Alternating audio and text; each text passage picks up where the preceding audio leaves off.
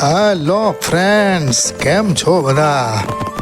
આજે અમે ફરી આવી ગયા છીએ ગોપાલ ફાર્મ ઉપર.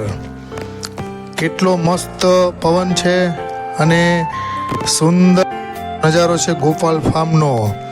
આજે અમે બધા મિત્રો ગોપાલ ફાર્મ ઉપર આવી ગયા છીએ. આ જુઓ, એનો સ્વિમિંગ પુલ છે સરસ મજાનો, અને ખૂબ જ નાહ્યા હતા અમે સ્વિમિંગ પુલમાં. અને અમે પછી બધા પ્રોગ્રામની મજા લીધી. બધા મિત્રોને એમ થયું કે જામફળ ખાવા છે, તો પાછળની સાઈડ જ્યાં જામફળ છે ત્યાં બધા જામફળ ખાવા ગયા.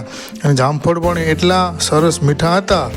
તો પછી હવે પ્રોગ્રામની શરૂઆત કરીએ છીએ. ખાવા પીવામાં જો આ ભાત મુકાઈ ગયા છે. ભાત થઈ ગયા પછી હવે આપણે આજે મસ્તીનું શાક બનાવવાનું છે. આ બધી વસ્તુ જે તમને દેખાય છે ને, એ બધી આખી છે. એની અંદર મસાલો ભરી અને પછી એને બાફી અને એનું શાક બનાવવાનું છે.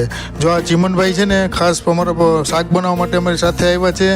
અને આ અમારી ટીમ છે જે બધા જ શાકભાજી લઈ અને કામ માટે વળગી ગયા છે.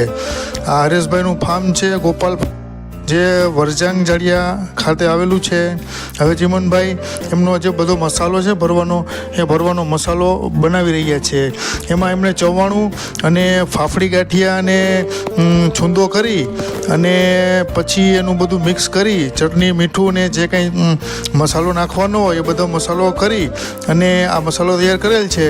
હવે જો આ રીંગણાને આમ રીતે 4 ફાડા કરી અને એમાં મસાલો ભરી અને પછી એને વઘારવાનો પ્રોગ્રામ છે.